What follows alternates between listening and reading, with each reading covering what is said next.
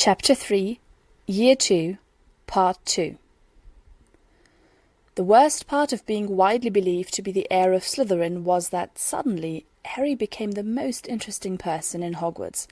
People would crane their necks to see him, give him frightened glances, gossip about him, follow his every move with suspicious eyes.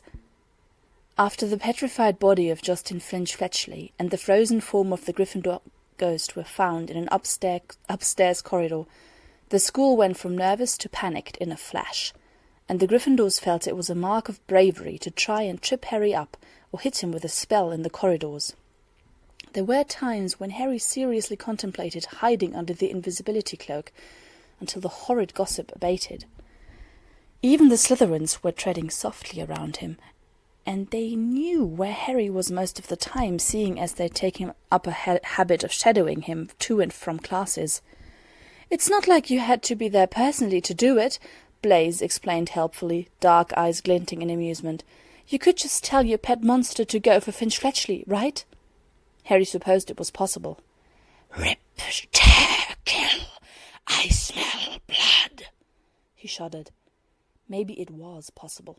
Maybe he was hearing some sort of monster move through the walls of the Hogwarts castle, deadly and invisible to all. Mind you, it was mightily unlikely that a deadly monster of any sort would be living inside walls and calling out to Harry in particular. It was, however, highly plausible that Peeves was playing a joke, or that some ghost was whining about its life, or lack thereof. Harry could definitely imagine the Bloody Baron, for example, confessing to the desire to kill and pillage as he swooped through the castle in all his menacing glory. Still, that mysterious voice gave Harry the creeps. Harry wouldn't admit it to himself, but he was actually quite nervous about Neville's reaction. Schoolwide panic annoyed, more than hurt him most of the time. They were idiots to think that a second year would be capable of finding a chamber Dumbledore himself had failed to locate. It was infuriating to be on the receiving end of baleful glares for something he had not done, but he was used to being an outcast. In Slytherin, the belief in his culpability had actually improved his social standing. Neville, however, was a friend. Tentative, but a friend nonetheless, and it would hurt if he rejected Harry like the rest of the school had. The majority of the students didn't know Harry. Neville did, a little bit. Harry wasn't sure he'd stand it if Neville pulled a Ron Weasley on him. However, Neville went to their usual table during the next herbology lesson. "Hello, Harry," he said. There was a little awkwardness in his manner, but overall he seemed the same as normal. "Hi, Neville." Harry bit his lip. He wasn't really sure what to say. Should he try to reassure Neville that he wasn't dangerous? Or should he pretend that nothing had changed and that a room full of Gryffindors wasn't glaring at him like he was the foulest creature of the underworld? Neville gave him a shy smile. "Don't worry," he said softly. "I don't think you are the heir of Slytherin." "You don't?" Harry repeated hopefully. "Why not?" "Well—" Neville shrugged and absently tickled a stem in front of him. Harry could have sworn he heard the plant purr. "I don't think you want to kill all Muggle-borns. Your mother was one. Besides, Hermione's been trying to research the Slytherin line, and the Potters aren't turning up anywhere yet." He shifted from foot to foot and looked up at Harry, blinking. You just don't seem the type." Harry felt himself smile, a genuine, relieved smile, for the first time in days. "Thanks, Neville," he said, heart immeasurably lighter. "So, to repot this shrub, do we tweak its leaves, sing La Marseillaise to it, or what?" Harry was glad when the Christmas holidays commenced. Christmas meant that most of the whispering, gossiping mass of students was going home, leaving Harry in relative peace. Of course, Malfoy just had to remain behind to spoil Harry's fun, but Harry figured he would get a lot more time for himself than during the last week of class. Time to, say, research the Potter family line, something he should have done ages ago. Not that staying in dorms with Malfoy and his pet gorillas would be the best experience of his life. "Potty? We're not in kindergarten, Malfoy.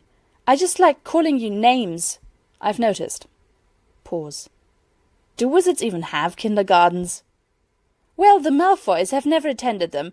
None of the good families do," No kindergartens for inbred kiddie wizards? Funny, Potter. Your father was one of us, you know. That silenced Harry. Indeed, his research into the family line showed that the Potters were a very old pure-blood family, intermarried with the Longbottoms and the Weasleys, and the Parkinsons and the Selwyns and the Malfoys, and everybody, really. So if not for Harry's muggle-born mother, Harry would have been just as inbred as Malfoy. What's worse, the blonde git turned out to be wrong. Harry had traced the genealogical line to someone called Ignatius Peverell, and that Peverell's father was, apparently, a descendant of the Slytherin line. Granted, the connection was distant and very tenuous, but the fact was that Harry did have Slytherin blood in him, even if it was only a drop. Harry's heart had clenched when he'd got to the blasted Peverells. Lived in the bloody 14th century and still managed to mess up his life. But then, rather quickly, he realized that, really, lots of other people were descended from that family. Most of the purebloods, in fact, or so they all liked to claim.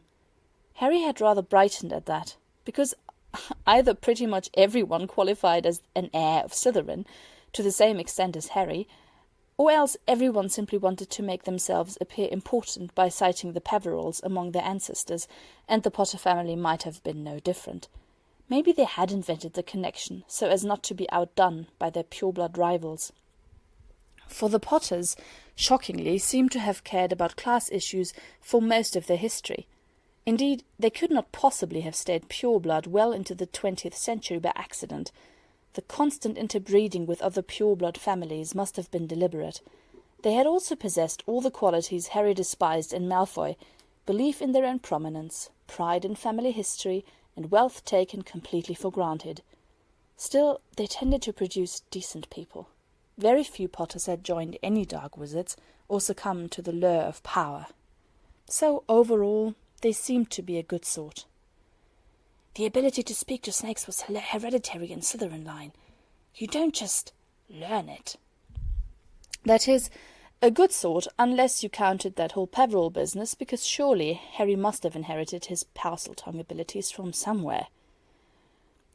And let's not forget your darling godfather from the House of Black rotting in Azkaban as we speak, with your Aunt Malfoy. Shut up! Harry could honestly say he had not anticipated the attack. 1 minute he was walking down an empty hallway, the next suddenly someone pounced upon him. A fist hit him squarely on the face, knocking off his glasses. Another caught him in the solar plexus, and he was vividly reminded of Dudley and angry that he had been caught off guard, and he wanted to get his wand out. Someone was already hitting him with a spell, though, and boils broke out all over his face and hands, and he stifled a yell of pain, but tried to fight back. He always did, didn't he? Hands were grabbing him, though, holding his arms, and he really didn't know where it would have led. "Been fighting again, have you, boy? No, I will not give you aspirin, you hooligan. You don't deserve for such ghastly behaviour." Well, he didn't know how far they would have gone, but suddenly a voice cut through the haze of pain. "What's going on here? What, you? Smith? Stebbins? Stop it! Are you insane?" The blows ceased falling, but the hands holding him in place did not relax their grip. Harry squinted at the source of the voice myopically, feeling rather disoriented. "Come off it, Diggory. You know what he's done to Justin. Just teaching his Slytherin Highness a life lesson here. Don't mess with Hufflepuff. You get yours. You'll get yours, Stebbins, if you don't unhand him right now." The fury in that voice was unmistakable. Stebbins must have recognized it, for he let Harry's arms go after all.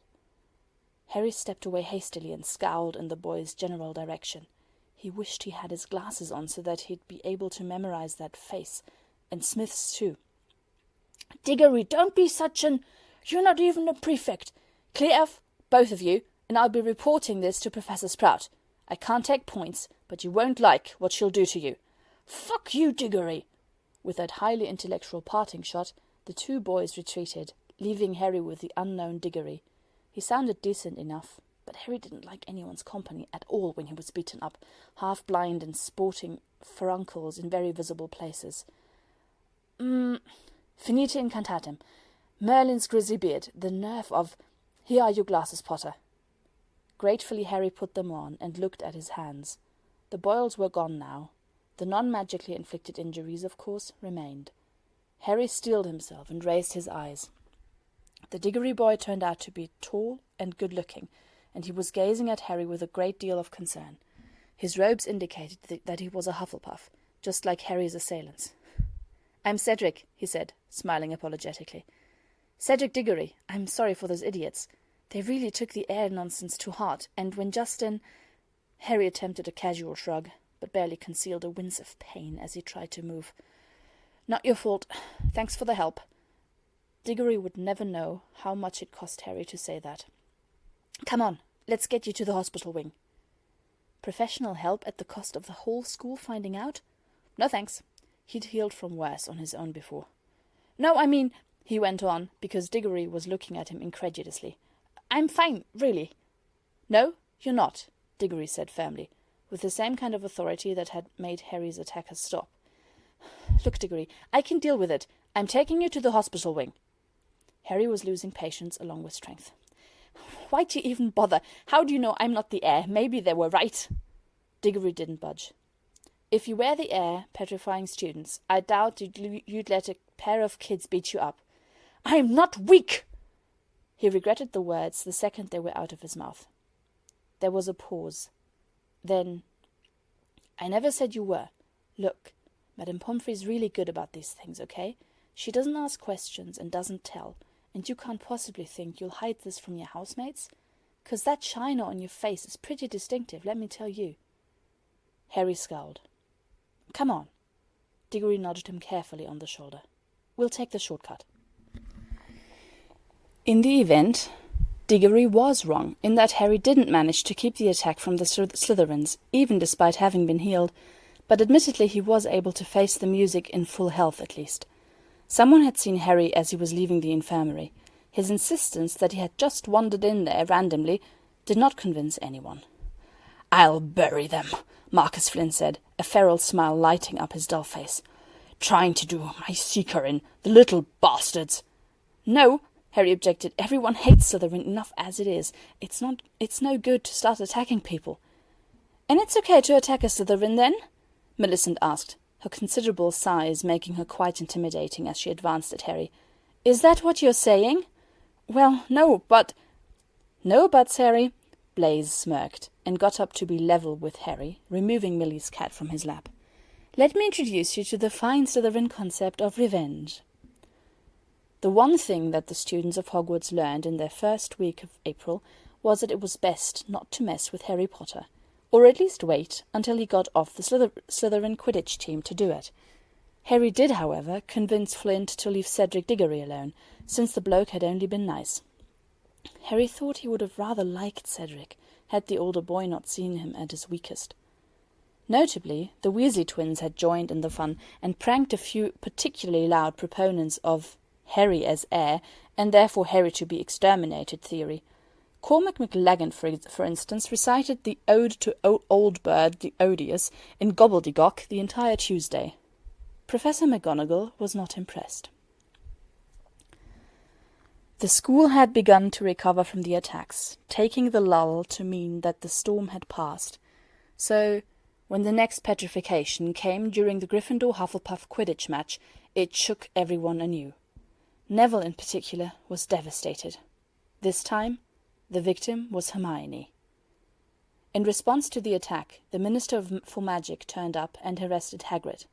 What sense that could ever make, Harry didn't understand, but the bad news didn't end there. Dumbledore was kicked out of the castle. Clearly, depriving students of the protection of Britain's most powerful wizard was a wise move. The next day after Hermione's petrification and Hagrid's arrest, Harry dragged Neville out for a stroll by the lake, hoping it would clear both their heads. Neither was in a mood for seeing other people, though, and eventually they just sat down by a tree that didn't have a view on the castle. Neville stared gloomily at the ground.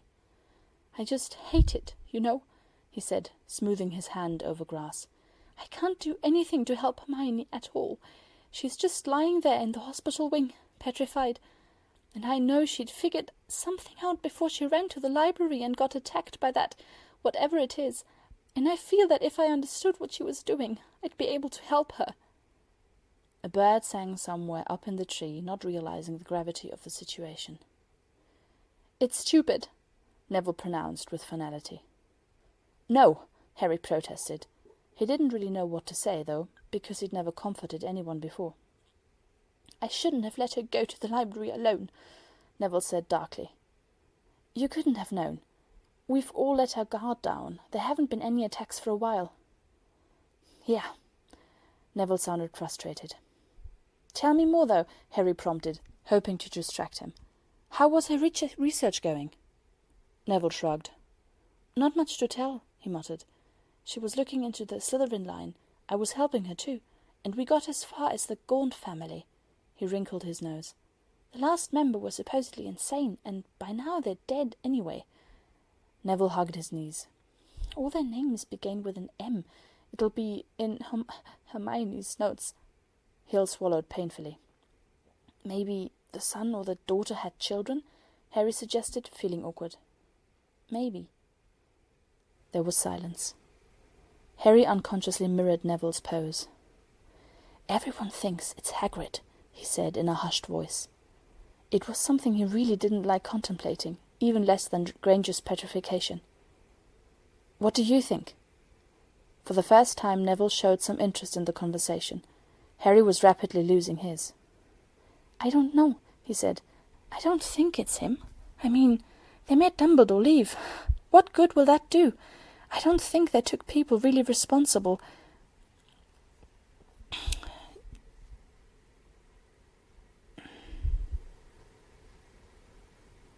Just wanted to be seen doing something." Neville nodded.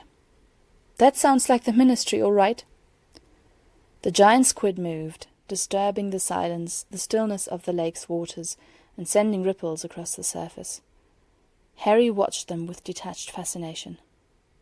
Neville slammed his fist onto the ground. "I wish there was something I could do." Harry thought of Hagrid's kind smile and of the Dementors of Azkaban, and felt helpless anger bubbling up with him once again. "So do I, Neville. So do I." Malfoy was, of course, ecstatic.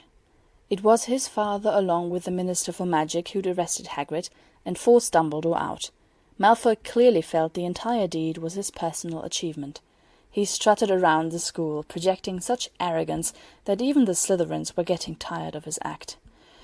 "Yes, Malfoy, we know you're the saviour of this school. Now will you fucking shut it, so that we can study?" A fourth-year Quidditch chaser, Warrington, snarled in the common room. Harry observed in interest as Malfoy turned an impressive shade of red. "Well, who are you two?" Harry thought Malfoy just might spontaneously combust. What are you looking at, Potter?" the blonde hissed. "I'd always thought you were more of a who than a what, but if you insist—" "Rictum Sempra! Locomotor Mortis! No fighting in the common room!" Both spells had gone awry, but Harry was smirking as Malfoy stormed away in a towering fury, unable to find expression for his temper. "Now, if you're quite done picking on Malfoy," Millicent said in a very cold voice, "we can return to our revision." "Sorry," Harry said, trying to sound repentant. "Of course you are," Blaise snorted. "We were on the hair-raising potion," Millicent continued, not one to be sidetracked. "Yes." Harry expelled the vision of a helplessly furious Malfoy from his head and focused back on work. "Actually, in that class, Neville added a bit of fluxweed into our cauldron by mistake, and it gave him really nice long curls when the potion exploded and landed on his hair. So that's a slightly useful bit of knowledge." "Was the failed grade worth it?" Blaise asked with a straight face. "No." "Professor Snape does seem to dislike you," Millicent noted composedly, scribbling Harry's observations down. "You don't say." "You're still okay, though. You heard what he said to Weasley last time? Before or after go through the Valerian route in this potion?" Harry frowned. "He shouldn't have done that." "Going all Gryffindor on us, are you?" Millicent gave him a glare. "Whatever. Anyway, it was after." "Yes, that was brilliant." Harry sighed. 3 weeks after the latest attack, Neville and Harry arranged to meet by a suit of armour on the second floor before their regular visit to Hermione in the infirmary. They'd just said their hellos and prepared to leave for the stairs when someone called out, "Harry Potter?" "Yes?" Harry turned warily and heard Neville grunt in surprise next to him, but he only registered young girl, bright hair, red eyes, before the world went dark. He had absolutely no clue where he was when he awoke. He was lying on cold stone floor in a huge place that had a high ceiling and green torches giving off light from their brackets on the wall. Sitting up, Harry noticed with fear that his wand seemed to be gone. Also, there was something on the floor a little distance away. Harry climbed to his feet, looking around cautiously, and approached a little nearer. He was startled to realize that he was looking at the prone form of the same ginger-haired girl who'd accosted him in the corridor. There was a book next to her.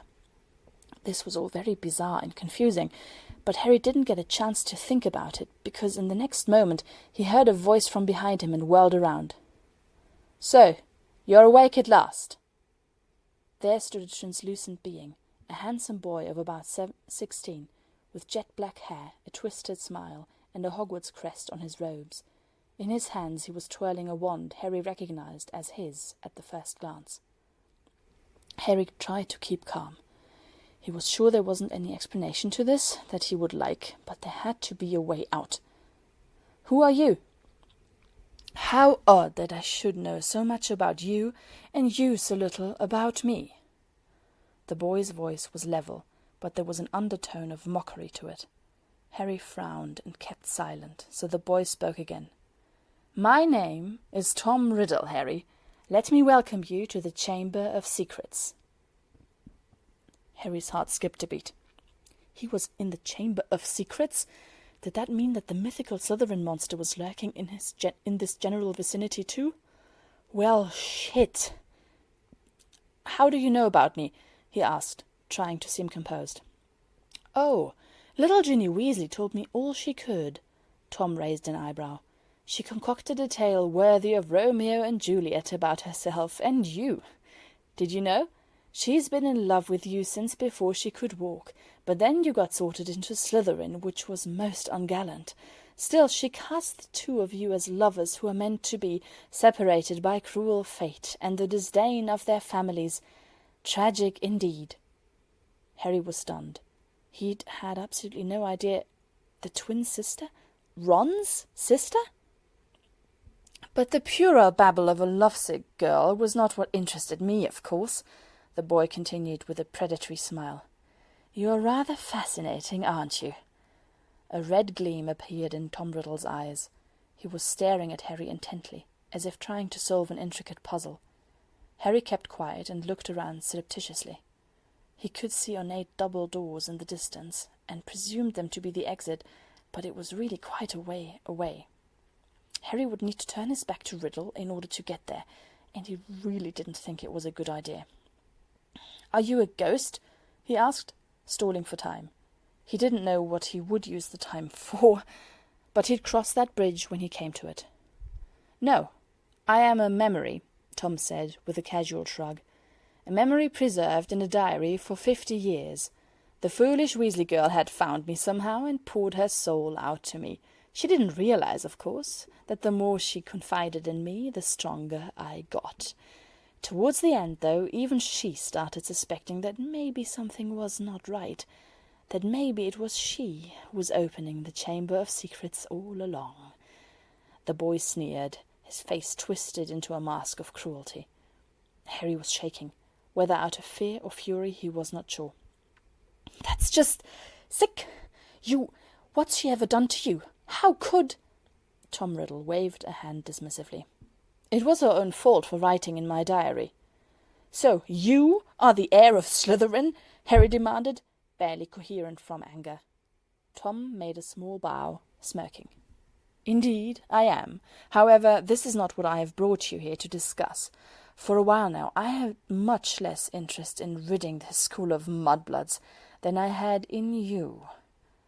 Harry opened his mouth to retort, but Tom Riddle continued talking, his eyes acquiring a crimson gleam again. As an infant you defeated the greatest wizard of all times, Lord Voldemort," Tom pronounced, narrowing his eyes and coming a step closer to Harry. Harry made himself stay in place. "How did you do it, Harry Potter?" Another step. "How can a helpless child vanquish a full-grown wizard with unimaginable power?" Harry's anger receded, replaced by fear, and that cleared his head a little. There was something extremely eerie in Tom Riddle's focused gaze, in his interest in Harry, and in the lengths he'd gone to ask this question. It seemed logical to stall in that case. If Tom wanted an answer, presumably he needed Harry alive. "Why do you want to know?" Harry asked. "Wasn't Voldemort after your time?" "Voldemort is my past, my present, and my future." With that pronouncement, Tom spelled Tom Marvolo Riddle in fiery letters in the air, and then rearranged them into "I am Lord Voldemort." Harry's mouth fell open in amazement. Voldemort's name was Tom? Tom Riddle? Just as simple and common as that? Clearly it was the wrong thing to say. The semi-opaque form of Tom Riddle nearly quivered in rage. "How dare you laugh!" he bellowed. "But Riddle isn't a pureblood name," Harry pointed out. Apparently he had a talent for getting on Voldemort's nerves. "I am the rightful heir of Salazar Slytherin. My blood has remained pure for generations until my darling pureblood mother ran off with a good-for-nothing muggle." Harry had a flash of inspiration. "Was your mother's family name Gaunt?" Young Voldemort's eyes narrowed. "How did you know?" Harry reflected morbidly that, should he miraculously get out of here alive, Neville would be pleased to hear that the enigma of the heir's ancestry had been solved. "My, Harry Potter, you are full of surprises," Tom Riddle was saying in the meantime. "It seems you have taken some interest in me after all. In that case, you must have noticed certain similarities between us." "Excuse me?" Harry gritted his teeth. So far he was quite proud of his composure, but he felt himself starting to crack around the edges. "Well, we are both orphans, both half-bloods, both raised by muggles far from the world where we belonged, both sorted into Slytherin. You and I must be the only Parselmouths to have attended Hogwarts in recent memory. We even look something alike." "It is curious, Mr. Potter, that you should be destined for this wand when its brother gave you that scar." Harry flinched. He couldn't help it. "I'm not like you at all," he said out loud, raising his chin high. "Oh? I'm not going to grow up a raging psychopath. I'm the most powerful wizard who's ever lived." "No, you're not," Tom Riddle sneered. "Do enlighten me, Potter, whom you consider to be stronger than Lord Voldemort." "Dumbledore," Harry fired off without thinking. "Dumbledore's tons stronger than you. He's the only wizard you were always afraid of." "Lies! Dumbledore's been driven out of the castle by the mere memory of me." "At least he's not transparent, and he doesn't need to use little girls to open creepy chambers for them, and he hadn't tried to murder babies and ended up being defeated by them instead." Riddle was pointing Harry's wand at Harry now. He seemed absolutely livid. "Yes, Potter," he hissed. "You still haven't explained to me your miraculous escape 11 years into your past and 40 into my future." An unearthly, beautiful song interrupted his speech. Harry had never heard anything like it before, but it made his heart feel inexplicably lighter and his thoughts calmer. Tom Riddle, on the other hand, appeared to be displeased. Then, all of a sudden, a burst of flame came from out of nowhere, and a red bird with bright plumage flashed into existence. In its talons it was holding, to Harry's shock, the Sorting Hat. The bird turned out to be the source of the otherworldly song. It ceased singing as it landed on Harry's shoulder. Harry blinked in surprise. Voldemort sneered. "So this is what Dumbledore sends his valiant defender, a phoenix bird and a tattered hat. Pathetic. I would almost pity you, Potter." Harry was inclined to pity himself, actually. Not that he was going to show it. He was suddenly more preoccupied with the fact that Tom Riddle appeared to be more solid now than he had been at the beginning of their conversation. Glancing down at Ginny Weasley, Harry was troubled to notice that she was getting, conversely, more see-through as time went by. Clearly Tom was somehow leeching Ginny's life energy. The foolish Weasley girl poured her soul out to me. The more she confided in me, the stronger I got. This needed to end as quickly as possible. Stalling for time was getting him nowhere. Harry had to stop Tom Riddle somehow. But what could he do, without a wand and armed only with a hat and a phoenix? Because he was sure phoenixes were wonderful, but combat creatures they were not. So, Harry Potter, tell me, how did you as a mere infant defeat Lord Voldemort at the zenith of his power? Harry just snapped. No idea. I must simply have been better than you in every possible way. Voldemort's eyes lit up with an unholy gleam, which suggested that his patience had run out entirely. Harry, too, was eager for some sort of a confrontation to take place before Ginny's spirit fled her body, but he didn't feel at all prepared. He told himself that his hands were only shaking from the cold. Very well, let us see how you and the best weapons Dumbledore can provide fare against the heir of Slytherin. Tom turned towards an enormous ceiling-high statue of a wizard in long flowing robes. Speak to me, Slytherin, the greatest of the Hogwarts Four. Harry gulped as he saw the statue's mouth open. Something rather huge and snake-looking began slithering down. I'm done for, was all Harry had a chance to think, before the phoenix rose up in the air, dropped the sorting hat onto Harry's head, and flew over to attack the Slytherin monster. Harry trudged up the headmaster's office stairs behind the phoenix. He was exhausted, mentally scarred, covered in dust and grime, and he'd very nearly died, so he'd much rather go and take a shower or something. But the blasted bird had insisted, so here he was. Ginny Weasley was walking a little behind him. The girl had been through quite an ordeal too. Upon waking up, she had immediately burst into tears and apologized over and over again. Harry stared at Dumbledore's door, resigned, and adjusted the sword in his hand.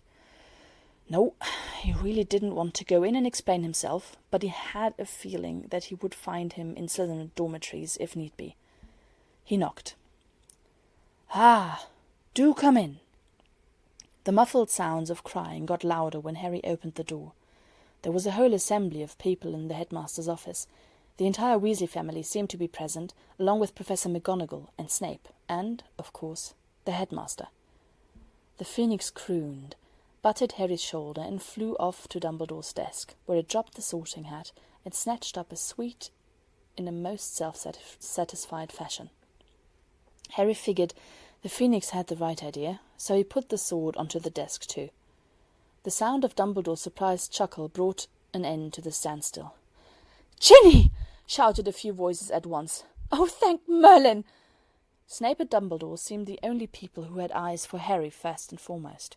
Snape approached him, expression boding nothing good, but thankfully he didn't have the time to say anything, because Harry found himself suffocating in a tight hug. "Oh, Harry Potter, thank you! Thank you so much for our Ginny!" You're strangling him, Mum!" Harry was very grateful to step away from the Weasley matriarch, but the twins pounced on him next. They were smiling, but their hands were trembling, and their eyes were just a little too bright. "Thanks, mate," Fred said, attempting nonchalance. "We knew you had it in you," George added, clapping Harry on the back. Harry tried to grin at them, but he was just so tired. He didn't want to be among his crowd of people thanking him for his achievements. He just wanted to lie down and forget about the whole thing. Not even the sight of Ron Weasley, who was standing there, mortified and barely able to raise his eyes to Harry's, gladdened Harry's heart at that moment. "Harry Potter," the Father Weasley was saying, "it's an honor to meet you. I cannot express my gratitude." "Let us all sit down," Dumbledore suggested mildly. "I will only ask a few questions. It should not take long, and then the children can retire to the infirmary, if this is all right with you." "Why, yes, why, we would of course want to know what happened."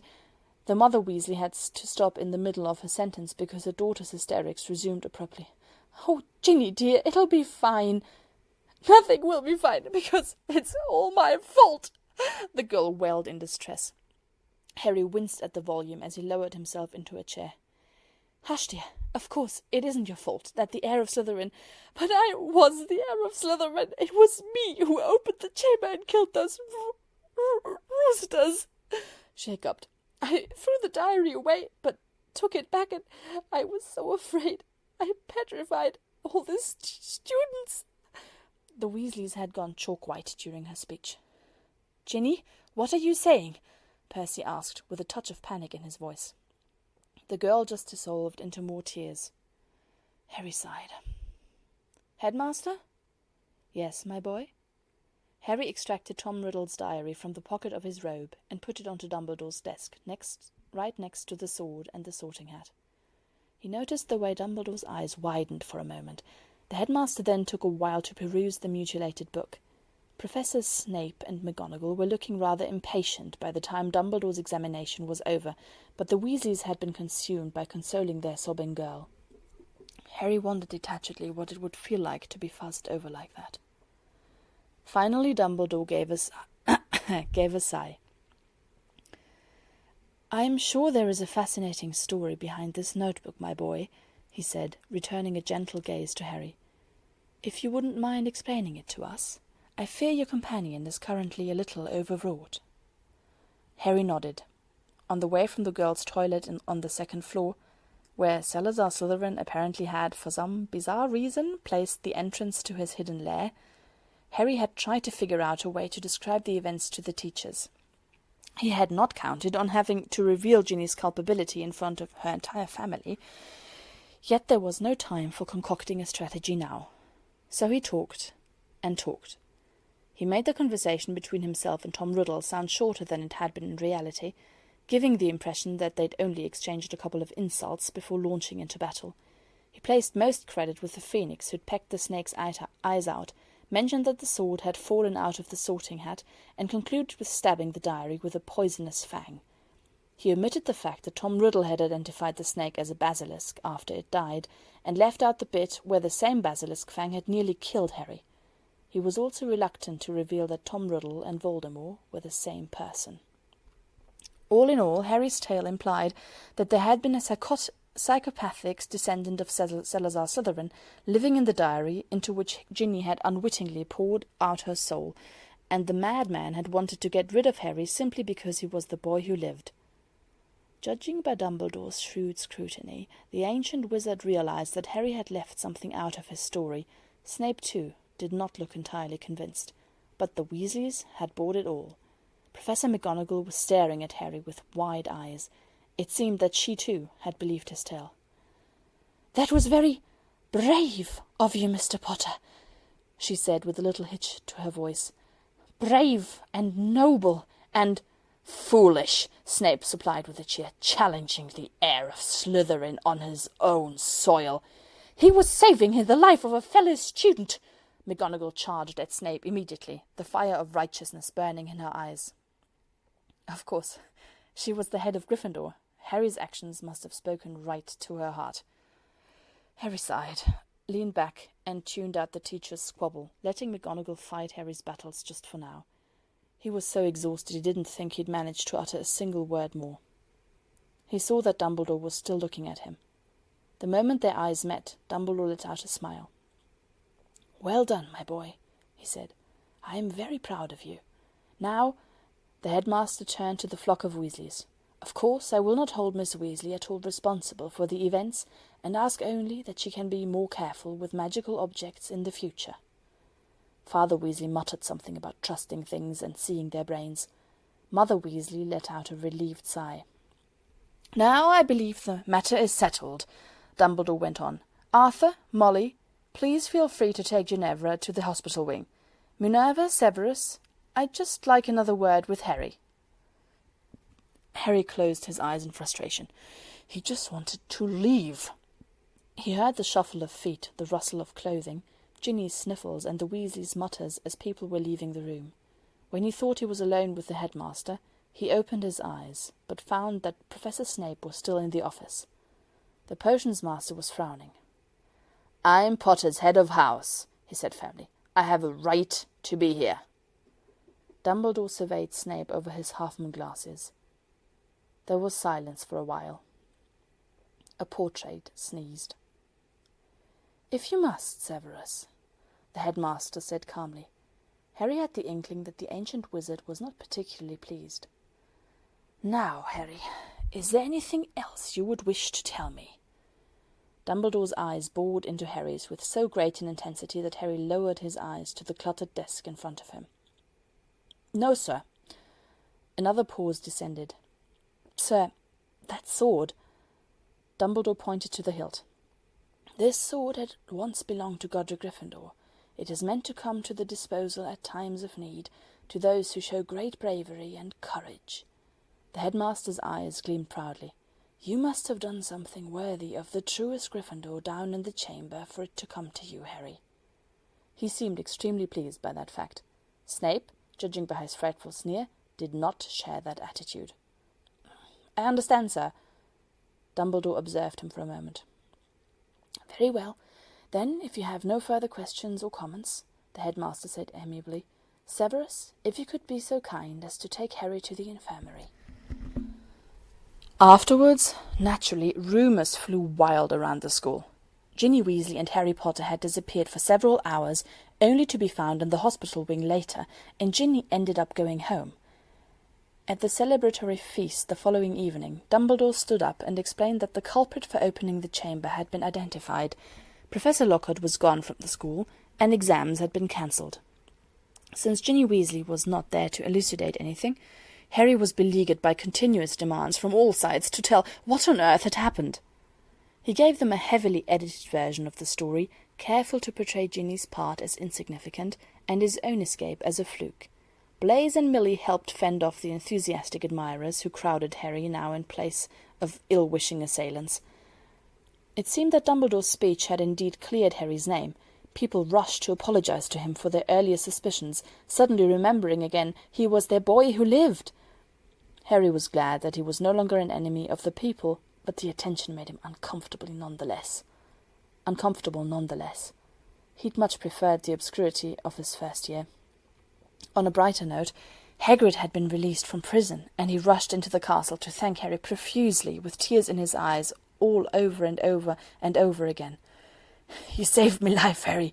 You did. You're a great man, Harry. I'll never forget it." Ironically, Malfoy was the only one to realize that Harry's story didn't quite add up.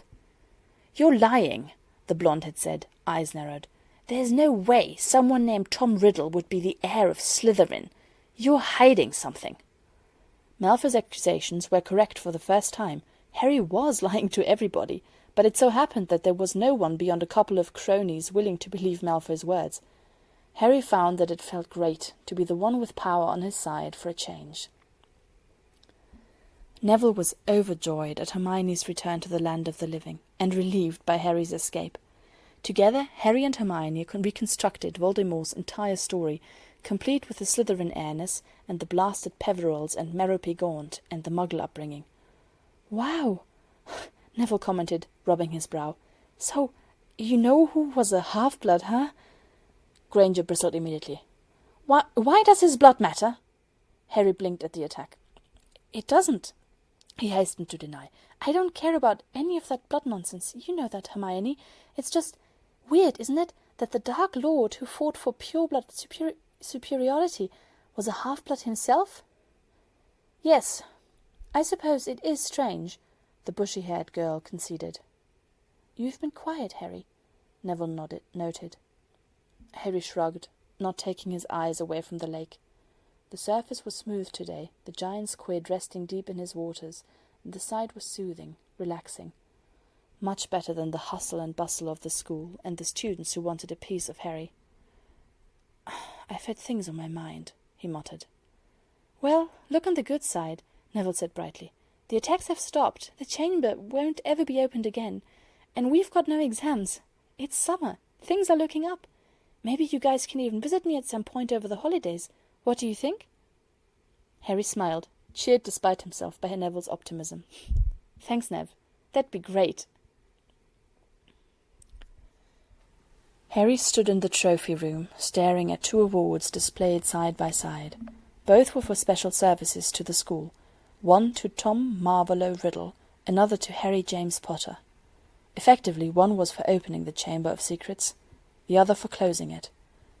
Harry could feel it, dimly, the shape of something significant forming out of the interweaving fates of these 2 awards. "We are both orphans, half-bloods, raised by muggles, sorted into Slytherin, the only Parselmouths to have attended Hogwarts in recent memory, even look something alike." "I'm not him," Harry thought firmly. "I'm not even anything like him, and never will be." And yet there was evidence. Why were there so many similarities between him and the man who'd killed his parents? Was Harry really, along with Voldemort, descended from the Peverils and therefore from Salazar Slytherin? Yet then, why was he a Parselmouth, if nobody else in the Potter family had been? Maybe he should have asked Dumbledore then, in his office, when the old man had held Harry's gaze and given him the chance. But Harry felt insecure enough without divulging his fears, so he'd stifled his unease, buried it deep in the recesses of his mind, but it refused to abate. While the school celebrated, Harry brooded. He and Voldemort, they seemed to be connected by more than an attempted murder on that awful October night 11 years ago. Harry could not say that he had honestly believed Voldemort to be gone, not after Hagrid had said that he was just weak and biding his time. But up until now the threat had been shadowy and unreal, a backdrop to his life, a rifle hanging on the wall possibly to fire in some far-off, indiscernible future. Now Voldemort was real. Voldemort was in the crimson eyes of a handsome boy in Hogwarts uniform, in the doubt coiling in Harry's stomach as he gazed upon the trophies, and the grief lurking behind the fake smiles of the Weasley brothers. Harry could not fully grasp it or explain it yet, but he heard the distant roar of thunder in his ears, and saw the smoke of battles not yet fought before his eyes, as he stared at his and Voldemort's names displayed heedlessly side by side. He felt as if he was on the brink of an abyss, caught before something larger than him, propelled towards a future he might not have chosen for himself, but someone else, Voldemort, seemed to have determined it in his stead. And Harry knew fear, and he knew with certain, overwhelming clarity that his entire existence had been redefined by the events there in the chamber, and that things would never be quite the same for him again. End of Year 2.